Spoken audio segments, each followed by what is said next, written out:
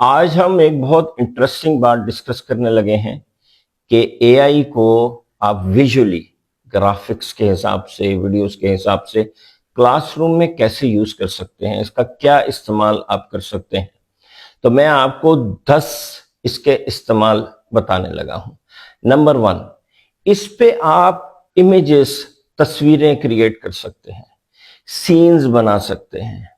मसलन अगर social study की किताब में कायदे आजम अल्लामा इकबाल, सर सैयद, मौलाना मोहम्मद अली जौहर, इनकी तस्वीरें हैं, तो आप उन सारी तस्वीरों को एक ही उसके अंदर ला सकते हैं और फिर बच्चों से तस्वीर दिखा के पूछ सकते हैं कि इनमें से कौन कौन है।